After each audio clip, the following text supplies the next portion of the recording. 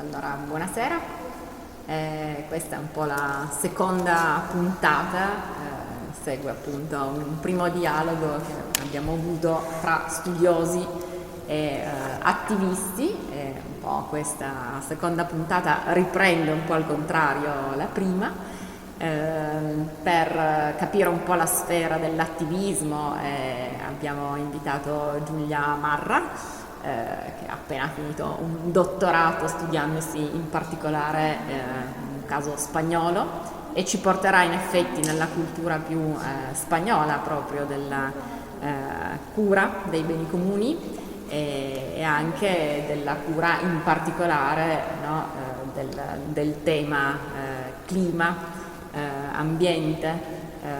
Grazie, la ringrazio in anticipo perché un po' su domanda, no?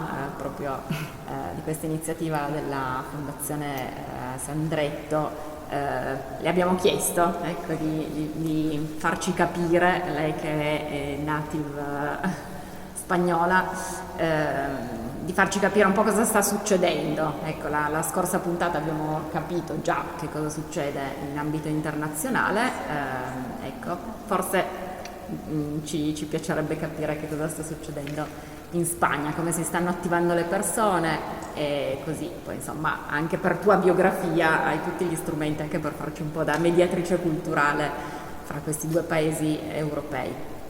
E poi abbiamo Camillo Boano, in realtà io, Giulia, Camillo, Michele Cerruti-But, siamo anche una squadra di docenti, quindi ci siamo un po' già sperimentati in un lavoro con gli studenti. Ringrazio anche per questa splendida fanzine sulle graphic novel che hanno prodotto i nostri studenti, lavorando su temi appunto sotto la nostra guida, e appunto con Camillo Boano invece torniamo un po' a una proposta intanto tutta sua, di progetto minore, che ascolteremo volentieri, e poi insomma su temi che sono proprio un po' fondativi, direi, della gestione, no?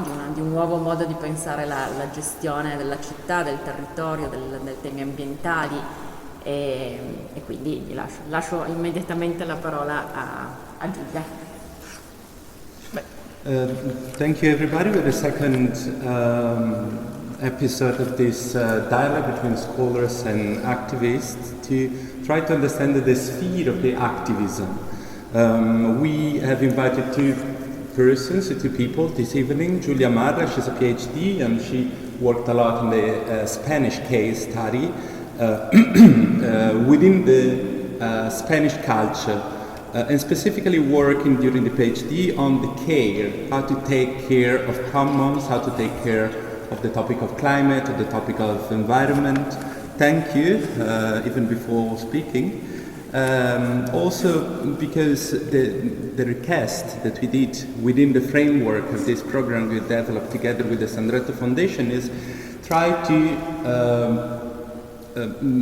let us understand what is happening in Spain, how the people there is activating around these issues, around these topics, and also thanks to your biography, your experiences, that you have all the cultural preparation, the cultural background to let us know better this issue. And thanks to Camillo Boano as well. Camillo is a professor at the Politecnico of Torino together with us. We are a team of professors, basically we do a course, an atelier, and also thank you to the Sandretto Foundation because of this stunning fanzine that is collecting some of the most interesting graphic novels we developed, the students developed under our guidance. Camillo will instead talk us about one of his ideas, very interesting idea, which is a minor project. And there is a book that he published on this idea, the minor project, the Progetto Minore. And also he will also talk about some of the issues and the themes that can be considered as foundational, fundamentals actually, about how can we think otherwise in territory management. Ok. Grazie Michele per la traduzione, grazie Daniela, grazie a tutti e due per l'invito. Vado veloce sulla parte appunto di introduzione, visto che ha già detto tutto appunto Dani. Aggiungo solo che allora, vabbè, appunto mi occupo, cioè osservo, studio, a volte facilito, ultimamente valuto processi partecipativi.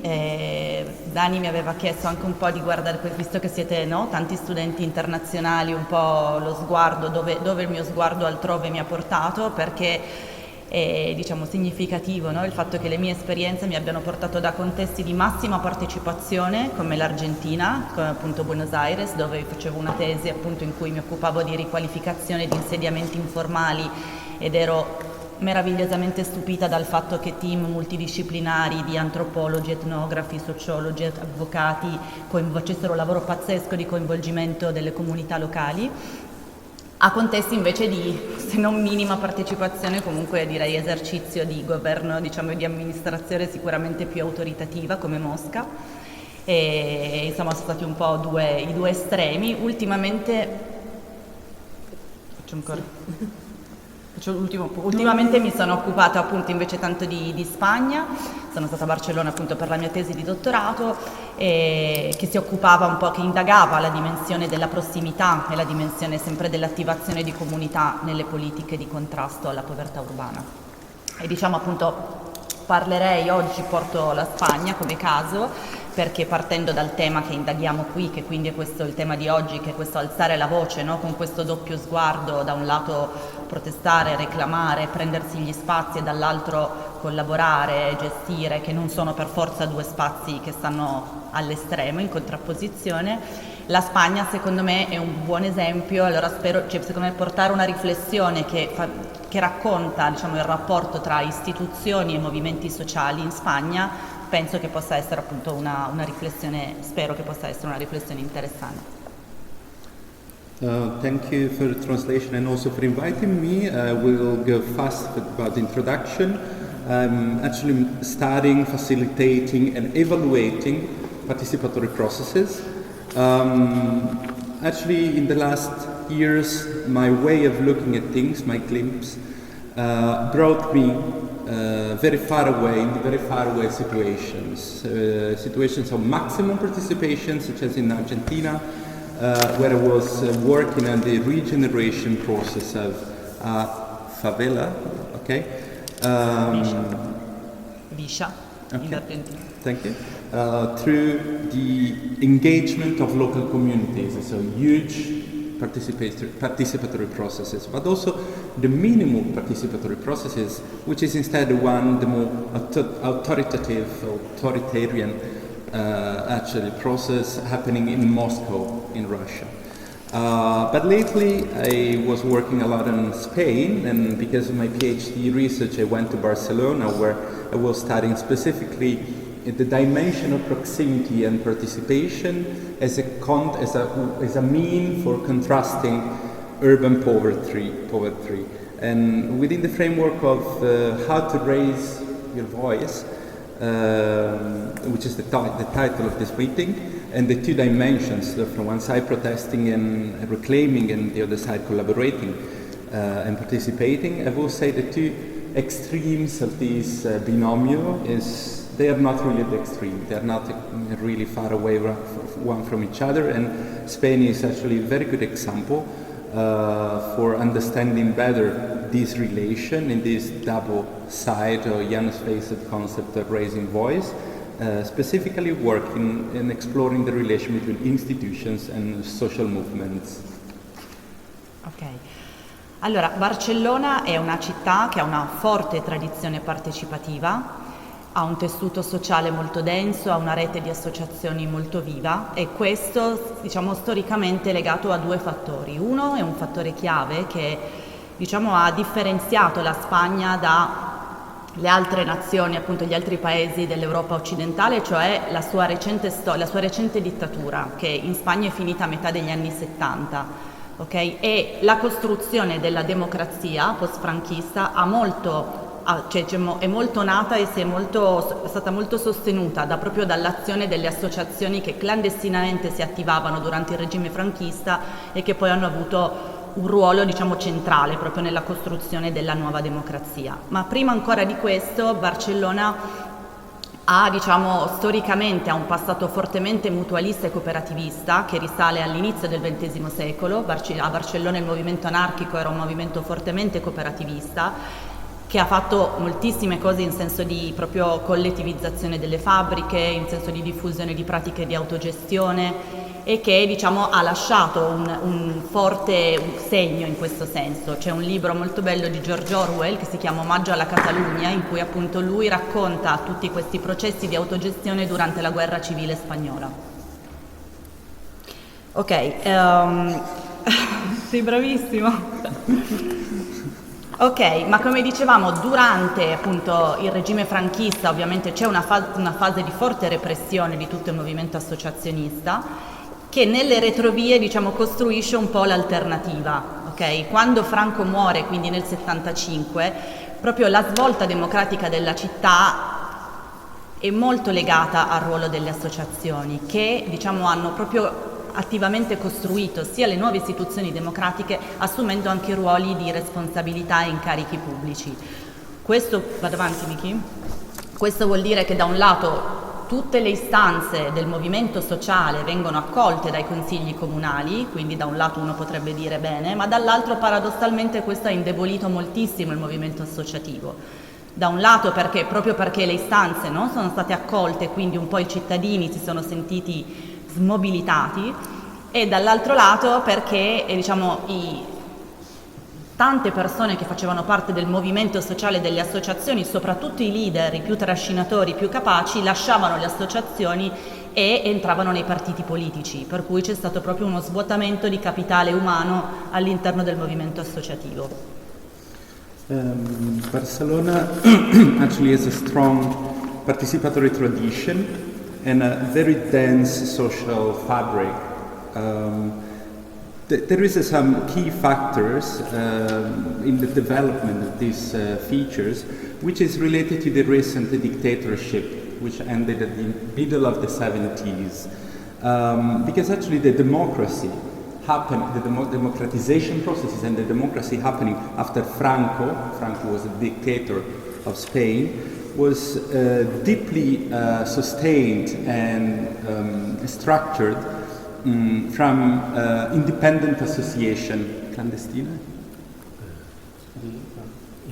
Illegal, okay, illegal independent associations that really had a central role in these forms of supporting the democratization of the state, of the city especially. But actually, the tradition of the cooperativism of associations, let's say, is rooted in the middle of the 20th century and maybe even before in the anarchic movements of Barcelona, and especially with examples such as the collectivity association based in manufacturing sector, but also in some practices of self-management. And George Orwell in Catalonia Homage, in this book, he expresses, he tells all these examples during the civil war of Spain. When Franco became the dictator of Spain, actually started repriming, cancelling, deleting all the associations. And actually what happened is that all those associations grew up anyway as an alternative, as independent, as illegal. And this was very interesting because after his death in 1975, the big change, the big shift of the city is totally connected with those associations. We really were involved and engaged in all the democratization processes, also entering in all the municipalities, organs of the city. And this has a double face. From one side, it's very positive since all the social issues were totally welcomed by the town hall and by the government of the city. That's very good. But the very bad side of the story is that if everything is accepted, then there is not anymore, the force of the people to get involved, to engage, because everything is very easy to do. And this has two consequences. So from one side, there is a detachment of the citizenship, so the citizens that don't want to engage anymore. And from the other side, the strong leaders, the charismatic leaders, they move from the associations directly into parties, so into politics, into institutions. And this means that in a way the level of the power of the people is lowered because of this engagement directly into politics. Ok, negli anni 90, cioè oltre quindi al movimento associativo indebolito, negli anni 90 arriva la svolta liberale di Barcellona. Il 1992 è l'anno delle Olimpiadi e inizia a costruirsi il modello di rigenerazione, il modello Barcellona di rigenerazione urbana, che è fortemente basato su dei partenariati pubblico-privati fortemente orientati alla costruzione di grandi eventi. Questo progressivamente vuol dire esternalizzazione, privatizzazione dei servizi pubblici, una speculazione urbana che aumenta e aumenta, e questo rompe quel rapporto di fiducia tra società civile e pubblica amministrazione definitivamente. Emerge nuove forme di protesta, emergono attorno a questi temi, quindi della turistificazione, del diritto alla casa, della gentrificazione, e sono appunto forme di protesta che poi si consolidano con l'arrivo della crisi finanziaria nel 2008, che per Barcellona è particolarmente dura. Il 15M, che è il movimento de los indignados, che avrete sentito, no? Il movimento anche delle grandi piazze, Plaza del Sol a Madrid, Plaza Catalunya, Barcellona, un movimento appunto di cittadini che scendono in piazza proprio per protestare contro le politiche di austerità, contro i tagli al settore dell'istruzione, al settore della sanità soprattutto.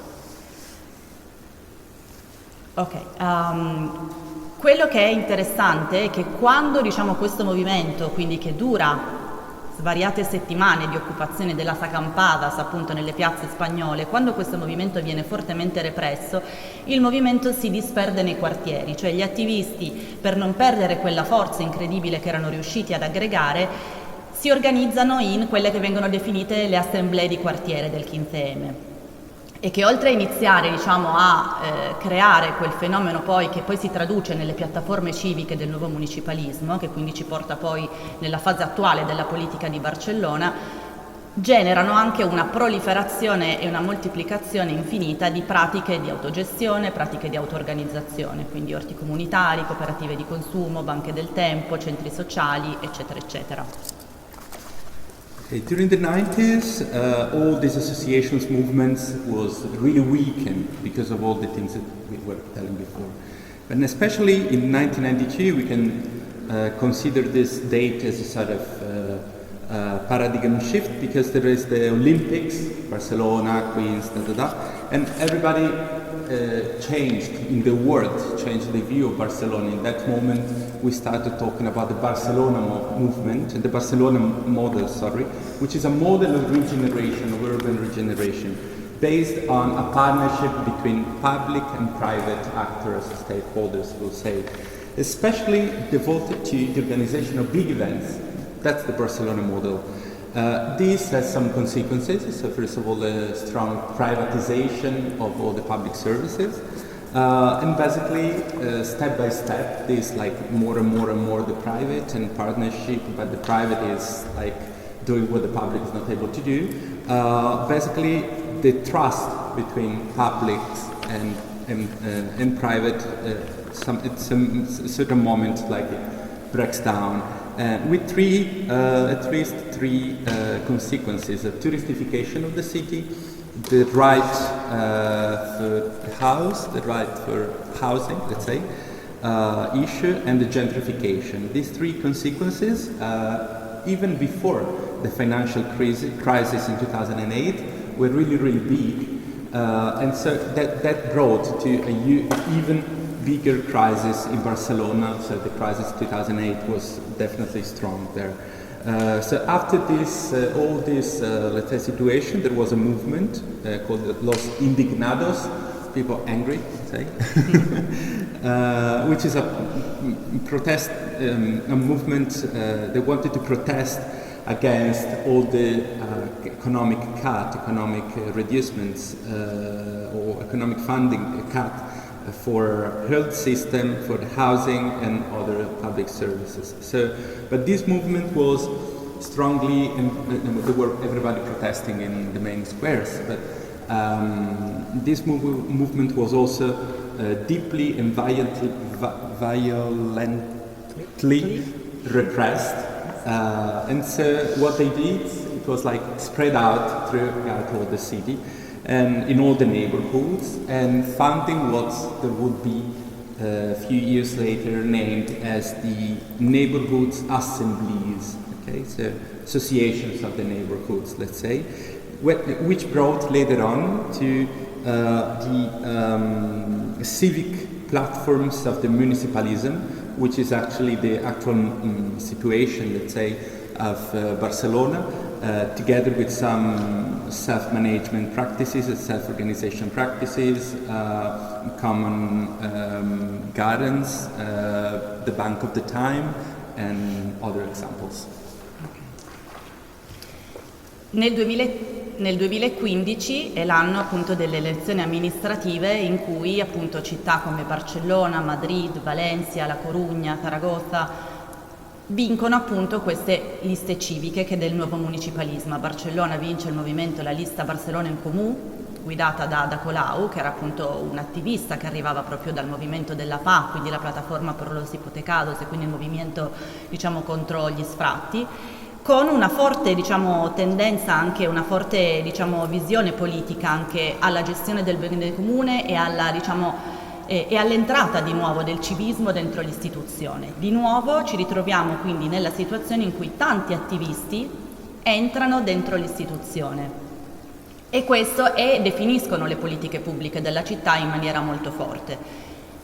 Ovviamente c'è una domanda che lascio sul piatto per tutti voi, cioè c'è il rischio di nuovo che il movimento fuori dalle istituzioni venga indebolito e che in qualche maniera si svuoti da questo processo oppure no? Adesso siamo al secondo mandato appunto di Ada Colau e per il momento appunto ancora si sta molto studiando.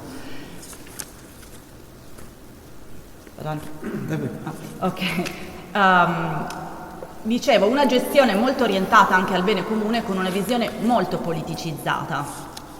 In Spagna tutto il dibattito che sta attorno al tema dei beni comuni emergenti e dei beni comuni urbani ne sottolinea proprio la portata politica, no? Mettendone in luce sia il potenziale proprio in termini di redistribuzione del potere decisionale, in termini di accesso alle risorse della città. E quindi ha veramente l'intenzione anche proprio degli studiosi dei beni comuni urbani in Spagna e a Barcellona è proprio quello di ripoliticizzare il dibattito sui commons. Cioè loro dicono se ad un livello macro la produzione teorica si è fermata ad un livello di concezione proprio di discussione sulla natura proprio ontologica, no, del concetto di bene comune, a un livello micro le singole esperienze che abbiamo elencato, gli orti urbani, i centri sociali, le banche del tempo, sono delle esperienze che iniziano ad acquisire potere nella città ma che restano dei casi studio isolati, che non riescono appunto a rompere le logiche.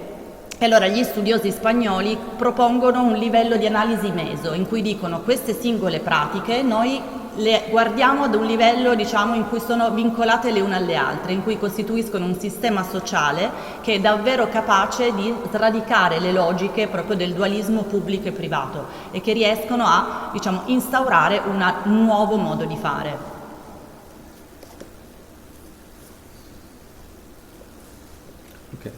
2015 we have the administrative elections for Barcelona, Madrid, Valencia, La Coruña and Zaragoza. And in Barcelona, actually, who won was exactly this civic platform of the municipalism, and specifically the party Barcelona en Comú, guided by Ada Colau, which is exactly the movement dedicated to the struggle for housing and for the evictions. Grazie. So the idea, the basics framework of this party was basically the commons and the civic engagement. Again, another time in Barcelona, a lot of activists are entering the institutions, are becoming part of parties and politics. They define the policies. And there is, again, a big question, and the risk is that, again, activism will weaken the outside activism, not the one inside of the parties, but the one outside in the city is weakening, or eventually not. We are already at the second, let's say, stage of the government of Ada Colau, and still studies and scholars, they proceed in trying to study the processes. What we observe is that all the commons discourse is pretty much a political affair, so is completely moved from the activism to the politics, and in a way the debate is, okay, how can we try to make it the commons still at the center of the debate, but in an effective way. So from the theoretical point of view, it's a very high level. The theoretical point of view, they work a lot on the ontological issue of the commons. On the micro level, instead, all these little case studies, such as the common gardens of the Bank of Time and other, are isolated cases. They cannot really break the logics of the contemporary politics. And so some scholars are proposing to work on a meso level, so an intermediate level, so try to work specifically on embedded practices, so practices that can work both on a political level and a people level, a civic level, so in a way try to break in the logics of functioning and trying to define a new way of doing things. Ok. Allora, quando parliamo di beni comuni, cioè generalmente pensiamo appunto ai beni comuni urbani e alle pratiche che abbiamo elencato fino adesso, ma in realtà nuove anche, nuove non nuovissime in realtà, cioè abbiamo anche ci sono delle risorse che vengono reclamate come beni comuni urbani, che fanno parte della dimensione appunto non urbana, ambientale. Risorse come l'acqua, risorse come l'energia vengono reclamate dai cittadini appunto come beni comuni. Ovviamente presuppongono delle infrastrutture che sono infrastrutture complesse per scala, complesse per rete di attori, che quindi non possono essere amministrate direttamente come magari alcune delle pratiche di autogoverno che citavamo prima, ma che stanno innovando delle forme di sperimentazione e di cogestione, dando ai cittadini, restituendo un controllo democratico su queste infrastrutture. E allora abbiamo dei casi che sono dei casi paradigmatici, e ne porto due oggi solo e poi appunto chiudo. Il primo è quello dell'osservatorio dell'acqua a Terrassa. Terrassa è un comune della provincia di Barcellona di 200.000 abitanti. Nel 2014 viene appunto costruito, questo osservatorio, in parallelo al processo di rimunicipalizzazione appunto delle infrastrutture del servizio di distribuzione dell'acqua, che dal 1842 era appunto stato privatizzato. Questo da un lato, le pratiche di rimunicipalizzazione, che sono appunto in termini di commoning molto importanti e che nascono anche qui in America Latina in realtà. Paradigmatico è il caso per esempio della lotta per la gestione dell'acqua a Cochabamba appunto in Bolivia. Le pratiche di rimunicipalizzazione creano delle condizioni appunto per riavvicinare anche questi servizi appunto di base alla cittadinanza. Da un lato rompono lo stereotipo per cui questi servizi essenziali, soprattutto in Spagna, appunto la logica la logica della qualità e dell'efficienza dei servizi, se e solo se attraverso le imprese private. Dall'altro lato restituiscono appunto il controllo democratico ai cittadini attraverso un esercizio proprio di governo, cioè permettono ai cittadini di entrare nei meccanismi, nei processi decisionali che erano sempre stati, dai quali erano sempre stati esclusi, no? Cioè nel senso dai quali si potevano sedere soltanto appunto il cosiddetto il sapere tecnico. L'osservatorio appunto di Terrassa quello che fa, costruisce invece una triade, no? Una collaborazione di attori che sono quindi la società pubblica che si occupa della distribuzione del servizio, il consiglio comunale e l'osservatorio, che è un gruppo di associazioni, di gruppi informali, di cittadini che vogliono appunto attivarsi ed entrare appunto nella logica, nel processo decisionale, quindi decidendo come distribuire l'acqua, dove distribuire l'acqua, come accedere. Questo porta ovviamente ad un dibattito diciamo, intorno al tema dell'acqua come bene comune, quindi non soltanto chi decide o chi gestisce l'acqua, ma proprio che cos'è l'acqua, in che rapporto vogliamo stare rispetto alla risorsa, no? E questo proprio è molto importante perché in qualche maniera rompe anche rispetto alla visione antropocentrica, no? Del rapporto con elementi come l'acqua, no? Che sono proprio diciamo mercificati e trattati come una risorsa che in qualche maniera viene esclusa dai territori e dalle comunità appunto che stanno intorno a questo tipo di risorse.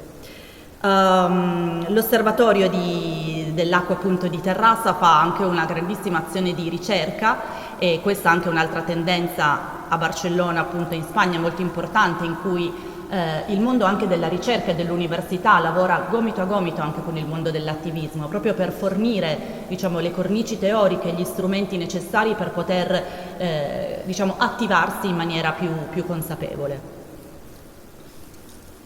Magari prima che poi passo all'altro caso che è ancora più lungo. When we talk about commons, specifically urban commons and the practices that we just mentioned, basically we refer to, as I said, urban commons. But actually there are a lot of other commons that people are reclaiming, which is like water, energy, and so on. So these kind of commons, of course, they need much more complex infrastructure and a bigger network of actors that cannot be managed in a self-management, let's say, practice or let's say a bottom-up practice of management, but they need a co-management instead.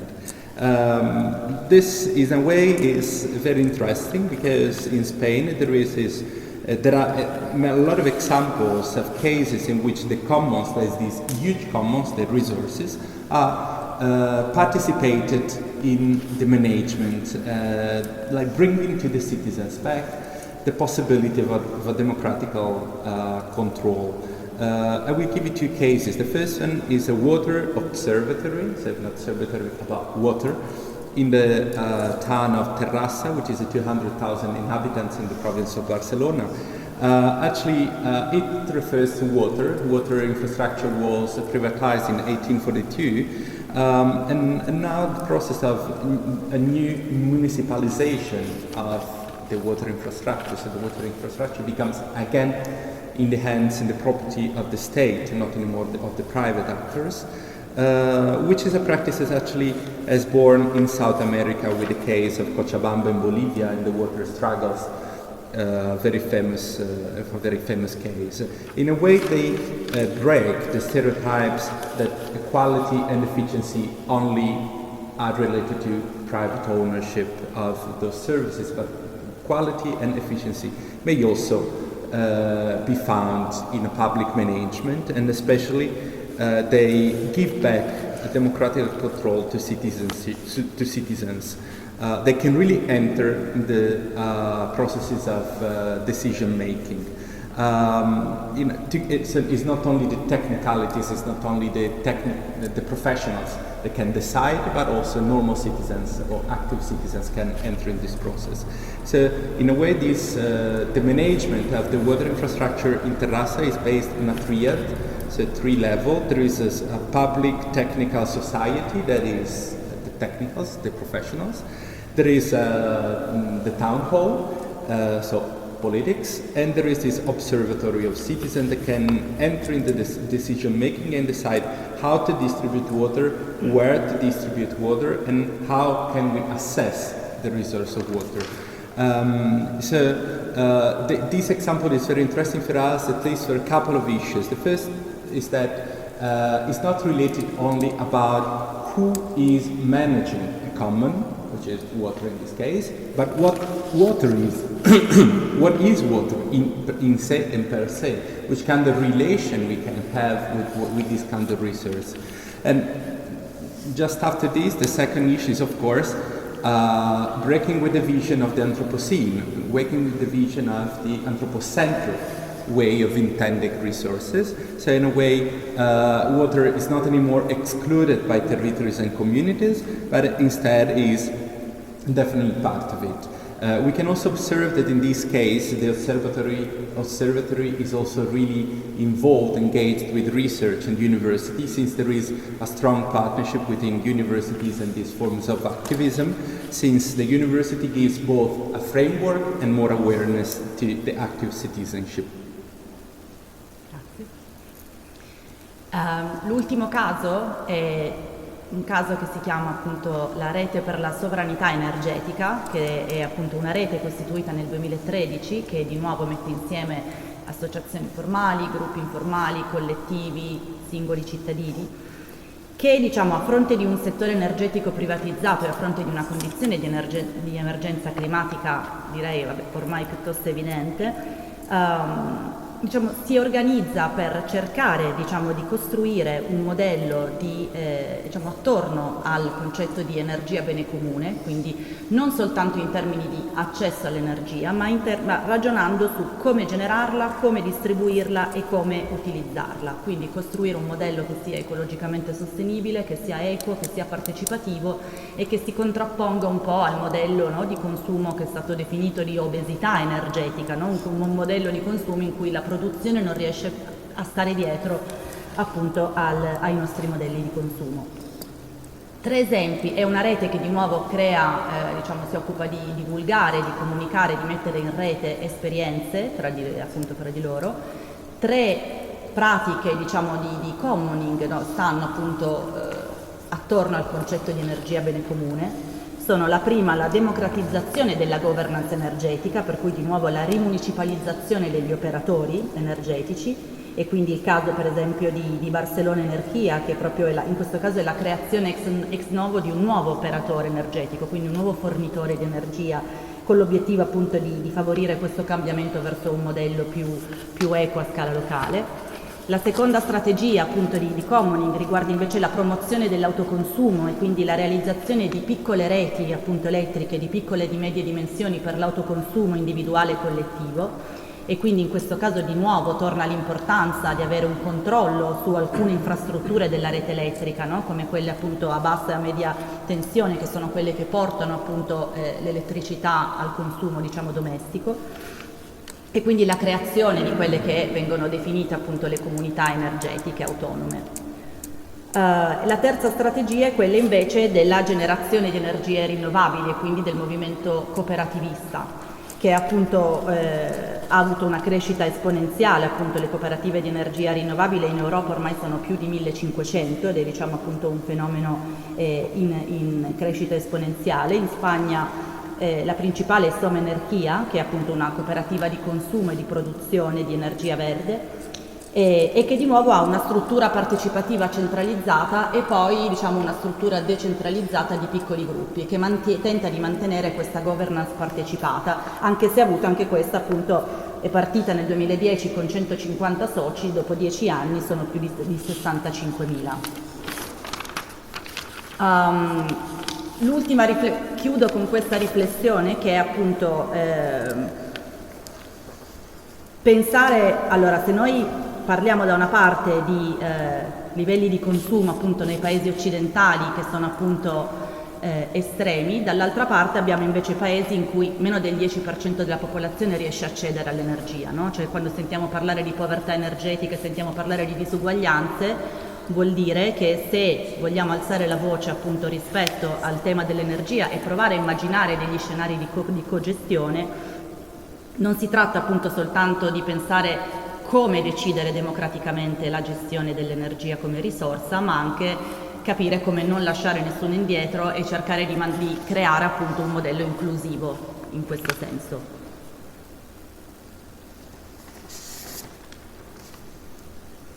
The second case is the Network for Energetic Sovereignty, which has been founded in 2013 and is collecting a lot of associations, formal, informal, and free citizens and active citizens as well.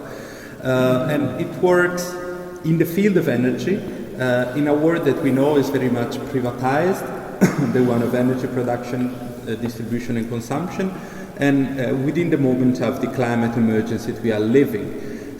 Putting at the center the very concept of the energy as a commons, to generate, to distribute and to use differently this form of energy in a model which is an equal and participatory model, and which is counterposed to the consumerism model based on obesity, energetic obesity. What does this network do?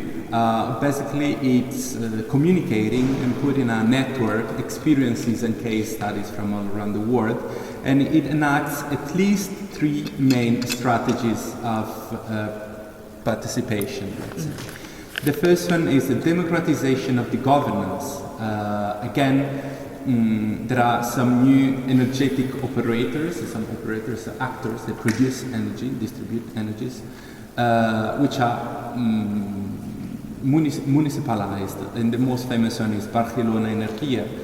The second one is the production of the production of energy for the consumption. Grazie. For the self-consumption. So in a way, not only for small consumer, but also for middle consumers, and for middle networks of consumers of the self-consumption, both individually and collectively. And the main aspects of this self-production of energy is the control, the monitoring of the small networks and of the dispersion, of the leaks of the network. And this has been at the base of the foundation of the autonomous energetic communities. And the third action, together with the democratization of the governance and the self-production for self-consumption, there is this the founding of a cooperative of renewable energy production. Sung Energia is the most famous one, which is now more than 1,500 in entire Europe, which has a governance model which is interesting because it has a central participatory structure and some spread structures all around. It started with 150 associated, and now it has 65,000 associated people. I just want to conclude my reflection. Putting on the table the fact that if we are talking about level of consumption, of extreme level of consumptions in Western countries, we have to remember that that only the 10% of the total population of the world can access energy. So if we have to raise our voice on energy, we don't only have to talk about how we manage the energy better, but then I don't remember the last one. But how to make anyone to access to the energy resource. Yes. Sorry. And how to build an inclusive model. Thank you, Michele. Yeah. Thank you. Thank you, davvero.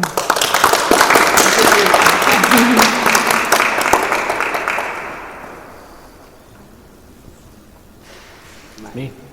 Parola. I'm gonna speak English. Puoi baciare il relatore. And if you want, I can translate in Italian. Okay. Thank you for the invitation. I actually prepared something in Italian, so I'm not actually translating. I changed completely the subject, which is even more interesting.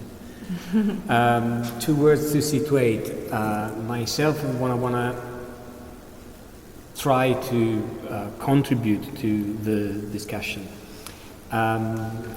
My own research and positionality, if you want, is continuously been for the last almost 25 years in places not necessarily where the commons and the collective were the only vehicle for the struggle, but in places where voices were continuously violated by systemic violence And therefore, the trouble was not on how to raise voices to be heard, but actually how to vehicle unsayable words.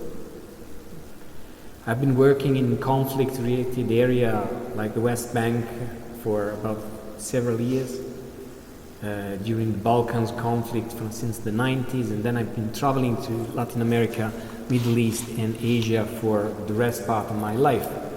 So what I'm intended to contribute to the discussion today, if there is a possibility of discussion, is adding another framework of reflection, another way of looking at that.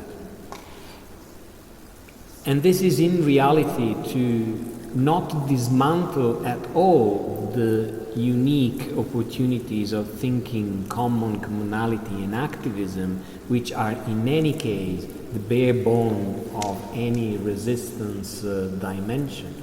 But my research was actually looking at the opposite. When resistance is made through a deliberate act of refusal,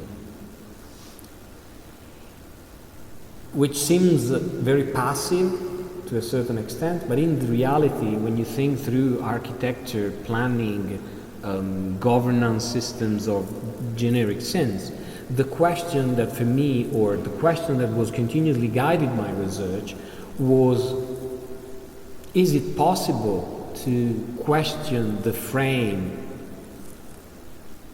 in which you want to be included, if that is exactly frame was the one that put you in that condition? I mean, Audre Lorde says that in a much more beautiful manner, which is there is a possibility to dismantle the master house with the master's tool. And she was speaking deliberately on racism and structural racism to the present. So my research was in reality across project, theory of the project, and the architectural and the territorial one. So the material I'm looking is definitely not cases, and therefore you would excuse me if I'm not going directly in a dialogue, but I'm sure that there are connections. Now, let me start with one assumption, which probably is the one that we all know, which is the present condition globally, however you would define and however you would have taken that from any sectorial dimension, any political perspective or not, are actually characterized by three at least fundamental components: extraction, extinction and expulsion. Those three global features of the present condition are forcing any political, intellectual, projectual and institutional project to dismantle the idea of inclusion versus a system. So the question remains, what's the power we as architects, planner, people, and I do not pretend to answer that question. What to me somehow struck the present condition is exactly probably something very much more connected to the sentence that is on the wall on the left, which is that we are out of the future. Any projectual dimension at the local level, at the bigger level, and in violent environments, so anywhere else beyond the West, so Europe in general, and I don't know where you're coming from, are substantially, structurally taking over and out the possibility of any future. Now, you take it wherever you want, this is their dimension. So any way to think the future, the very question, so project speaking, architectural planning, the discipline that speaks on the future in terms of intervention, even activism, is what are the conditions that make you actually think the future, imagine the future, if you don't have future. And the project is nothing else than an imagination of the future, a projection into the future. So this remains very an important, very sophisticated, if you want, but very philosophical and important question.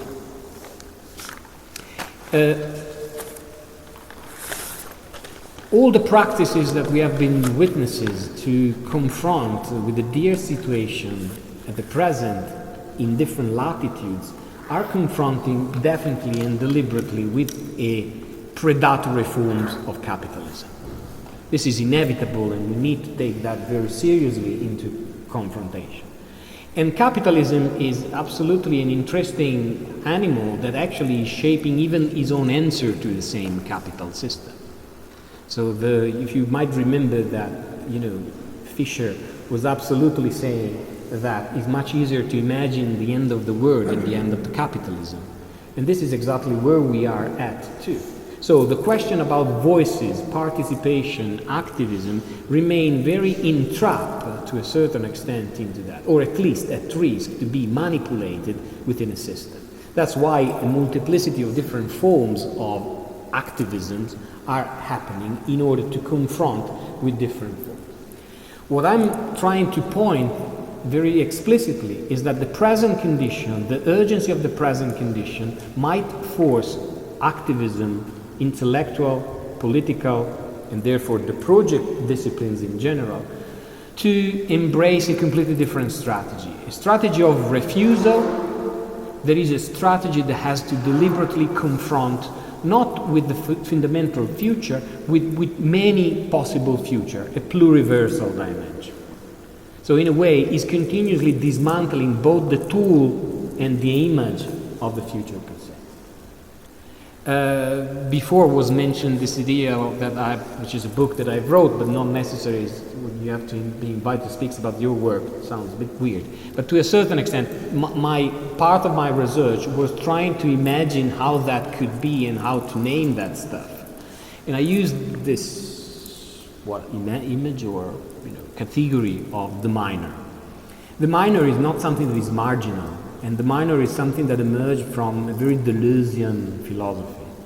Minor is actually a language, and is a language that plays somehow as some of the projects that were mentioned. But I'm not trying to justify the minor as the practice at all. I'm trying actually to think that there is a multiplicity of ways in which to engage with voices, and sometimes it's very difficult to translate voices that are unsayable.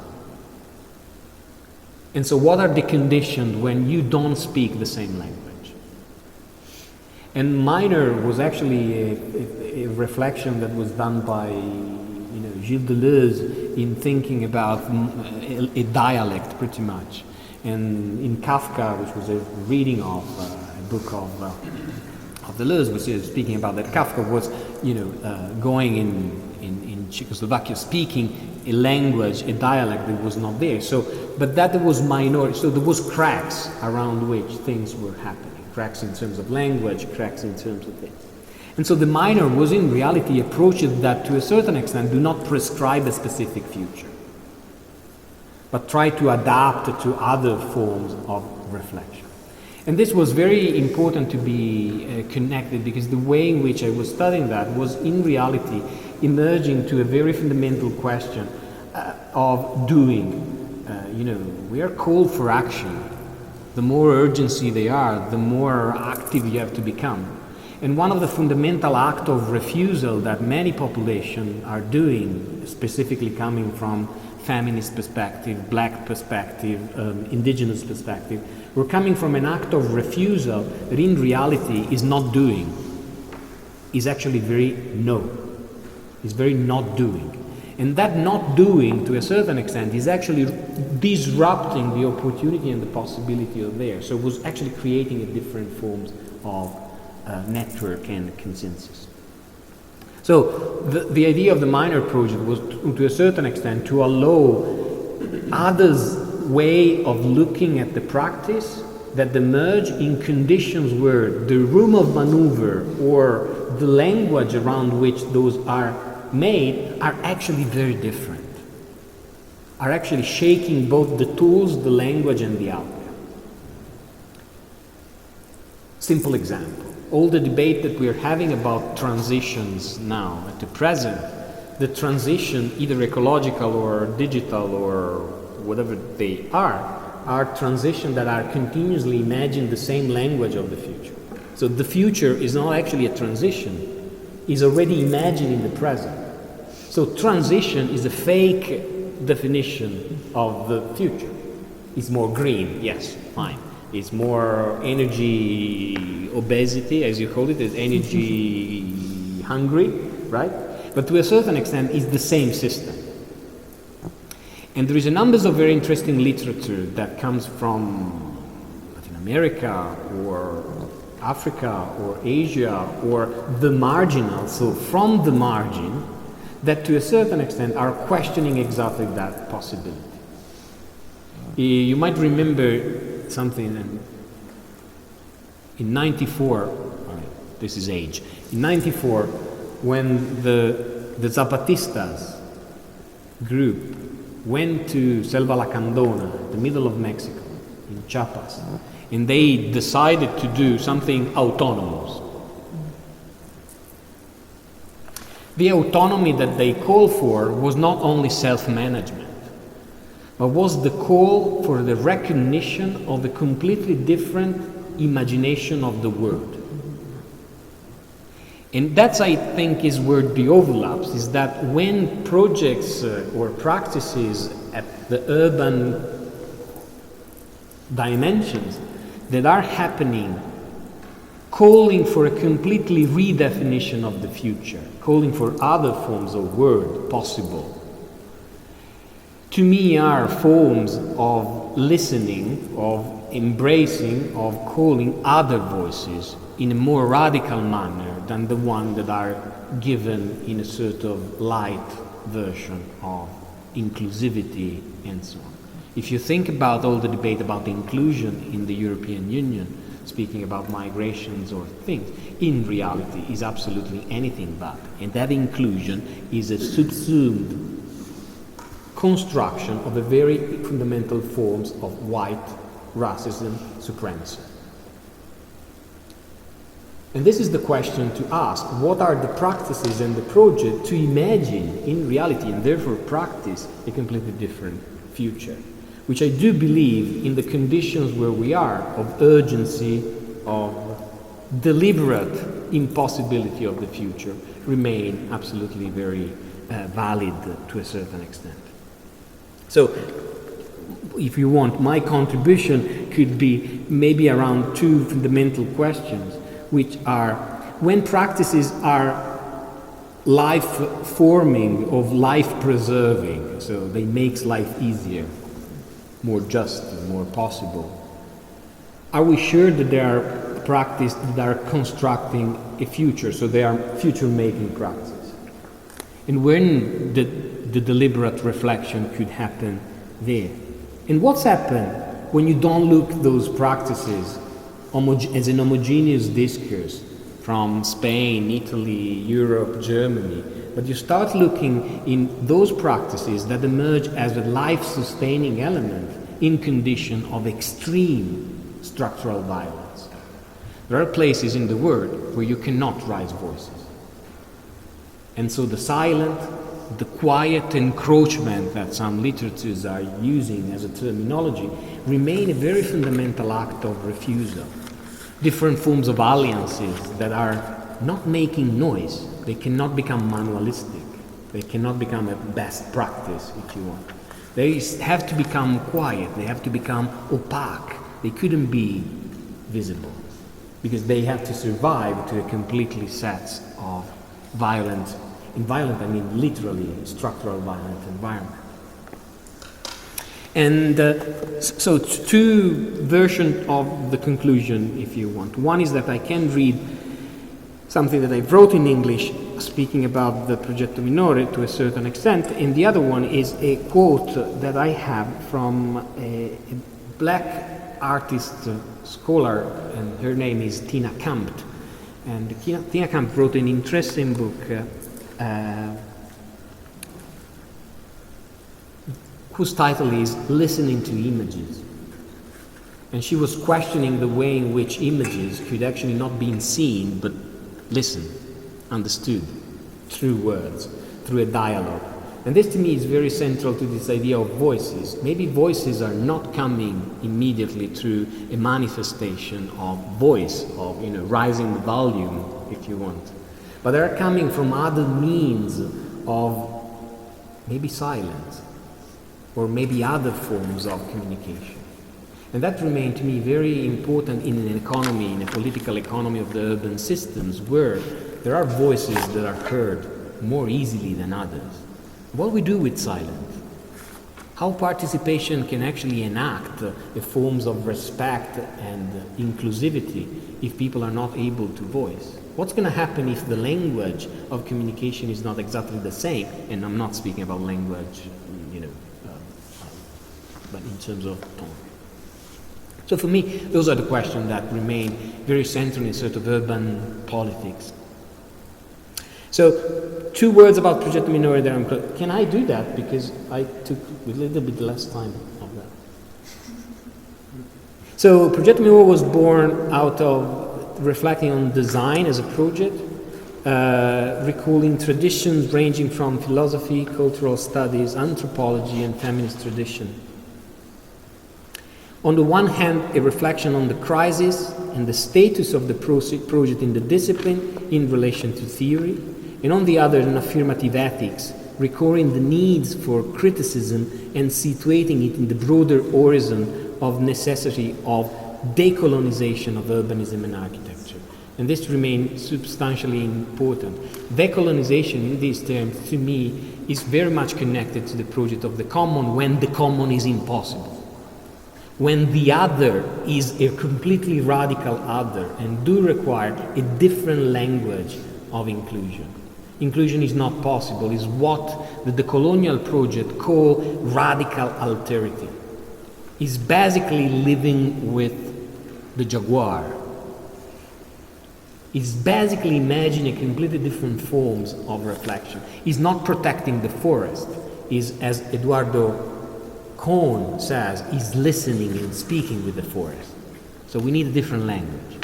And I think that is the challenge that I would suggest us to embrace as a challenge. We don't have solution, answer, or project, is how to reconfigure those different languages within the project and within, of course, artistic practice are definitely way better to do. So the minor project is not a renunciation, a retreat into other discipline, model, or practice, or a painful nihilism of impotence, but on the contrary is a tone of power, is an ethics that records, rework, subvert the key category of the project. Is not issues about public and private, function and use, ignorance and knowledge, present and future, real and possible. Is actually a completely redefinition of the ecologies of practice that constitute that. What's going to happen if we stop speaking with that language and inventing a different language of the project? Now, of course, I call it that minor just because it was interesting and I like it, but could take different forms. So minor is not unfinished, conclude, complete, or precise, but is located in the grooves, in the cracks, in the breaks, in the voids, in the margin, in the threshold. Is not a neology of a position, but is a space of crisis. I mean, Donna Haraway would say, is staying with the trouble. Sometimes you don't have voices to rise the trouble. And what you do is that you just stay with that trouble.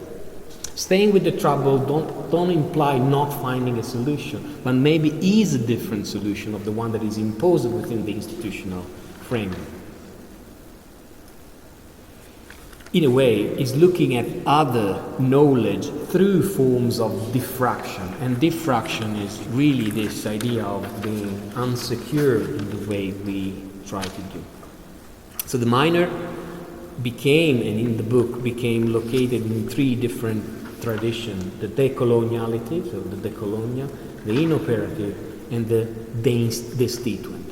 And this is the word that I want to make, because this is where the politics might divert a little bit from the common debate, which is that the power in the institutional reflection is not within the institutionalization, is without the institutionalization. Foucault would have said, is a power that is not interested in power, and is a power that constructs a completely different liberation of the struggle. There is another fundamental passage that Foucault says in one of the last 77 sessions. He says the art of liberation is actually not being governed enough to give you a sufficient room of maneuver to do otherwise, to do other things. And somehow those projects are version, maybe not super radical, of that possibility of escaping the gaze, the control, but within the urgency of the present, I do believe this is not enough. I do believe a completely different language is needed. And maybe there are possibilities to advance towards that. Sorry, I've been a little bit confused because I have reshuffled some of the language that I had. And the question that I leave with you maybe is, what is the relationship between the quiet and the quotidian? And how we can name practices that are pervasive and ever-present, yet occlude by the seemingly absence or erasure in repetition, routine, or internalization. Quiet is a modality that surrounds, infuse sounds with the impacted affect, which create possibility to register as meaningful. And at the same time, the quotidian must be understood and practiced rather than an action. It's a practice honed by the dispossessed in the struggle to create possibility within constraints of the everyday life. So it's embracing that struggle. And of course, this is a practice of refusal, in my humble opinion. So thank you very much.